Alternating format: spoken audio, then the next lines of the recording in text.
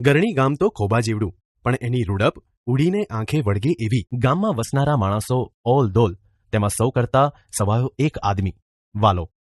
જાતનો ચારણ, અરબી, પંજાબી, કચ્છી અને કાઠિયાવાડી ઘોડાઓ વાલા કેસરિયાના તબેલામાં હણહણાટી કરે. કેસરિયાએ એક ઘોડા ઉપર રાંગ વાળી, બાકીના 5 ઘોડાઓ એની ફરતા થનગનતા ચાલવા માંડ્યા.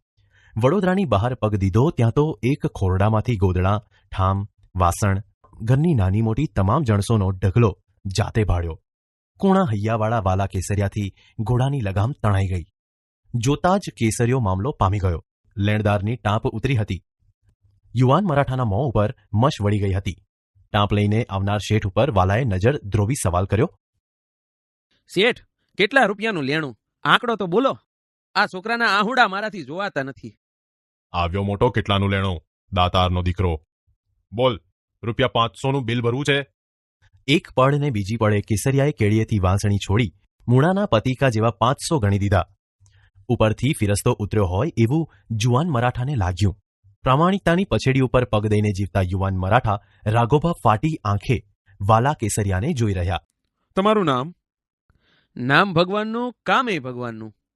એમ બોલીને ઘોડે ચડીને હાલવાની તૈયારી કરતા કેસરિયાના ઘોડાની વાગ પકડીને જુવાન મરાઠો બોલ્યો.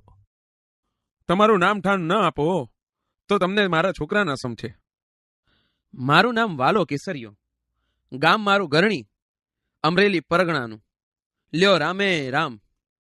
એમ બોલીને વાલાએ ઘોડાને હાંકી મૂક્યો. મરાઠાના છોકરાના આંસુ લૂછીને નીકળેલા કેસરિયાએ રનોલીમાં એક ઘોડો વેચીને વાટ ખર્ચી કાઢી લીધી. આ વાત ઉપર 1.5 દાયકો ગળથોલિયા ખાઈ ગયો. ગરણી ગામમાં તે પ્રભાતના તેજ પથરાવા માંડ્યા છે. કરણુકીના લીલા કુંજાર કાંઠા ઉપર બેઠેલા ભગવાન ગરણેશ્વરના મંદિરમાં બ્રાહ્મણોના મંત્રોચ્ચાર ગુંજી ઉઠ્યા છે. બરાબર એવે ટાણે ગામમાં અમરેલીના 10 ઘોડેસવાર દાખલ થયા. વાલા કેસરિયા નામનો માણસ ક્યાં રહે છે? બાપુ, આ થમણા બારનું ખોરડું કળાઈ ઈ એનું. આંખના પલકારામાં ઘોડાઓ વાલાની ડેલી આગળ આવીને ઊભા રહ્યા. પગ પછાડતા અરબી ઘોડા ઉપર આરૂઢ થયેલા અસવારના સરદારે ડણક દીધી. વાલા કેસરિયા! દી ઉગ્યામાં અજાણ્યો સાદ સાંભળ્યો, પણ દાતણ પાણી પરવારી ઓસરીની કોરે બેસી ભગવાન સુરજની સ્તુતિ કરતા વાલાએ જવાબ ન દીધો. ત્યાં તો બીજો સાદ સંભળાણો. વાલા ઘર મેં હે. બીજા સાદે પછવાડાના વાડામાં વાસીદું કરતા કેસરિયાના ઘરવાળા આવીને બોલ્યા. છે તો ઘરમાં. પણ રાજના સિપાહીઓને જોઈને આઈ જરા વિચારમાં પડી ગયા.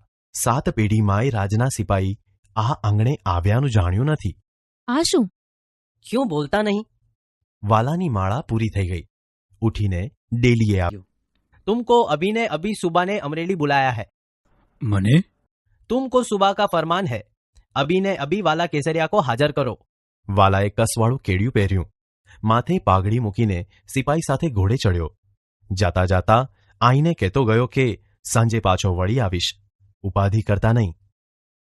જગદંબા તમારી ભેર કરે. બપોર ટાણે વાલા કેસરિયાને લઈને સિપાહીઓ સુબાની કચેરીમાં આવી પૂગ્યા. કાગડોળે રાહ જોતા સુબાએ વાલાને પગથિયાં ચડતો જોઈને દોટ દીધી. આવો આવો કેસરિયા. એમ બોલતા સુબાએ બાત ભરી લીધી. વાલો કેસરિયો ઘડીકવાર મૂંઝાણો. આ તે સુબો મારી ઠેકડી કરે છે કે શું? બાવડું પકડીને પડખો પડખ ગાદી માથે બેસાડી સુબો બોલ્યો. કેસરિયા મને ઓળખ્યો? સુબાના મનમાં કાંઈક ગેરસમજણ લાગે છે. પણ ઠરેલ દિલનો વાલો કશુંય બોલ્યો નહીં. સુબાએ મૂંગા થઈ બેઠેલા વાલાની ભરી કચેરીમાં તારીફ માંડી. વાલા કેસરિયા, તું તો મારી આબરૂનો રખેવાળ છો. તે દિવસે કેડીએથી વાસણી છોડીને 500 ચૂકવ્યા ન હોત તો હું અમરેલીનો સુબો ન હોત. હવે મને ઓળખ્યો? બોલ, તારી શી કદર કરું? મારી કદર મારે મોઢે બોલાવ એટલે હાવ. અરે, હું તો શેર શુદ્ધ મરાઠો છું. કદર કરવાનો વખત આવે ને કદર કર્યા વગર રહું તો મલક મને ફટ્ટ કહે. કેસરિયાને માન મર્તબા સહિત ગરણી પુગાડો.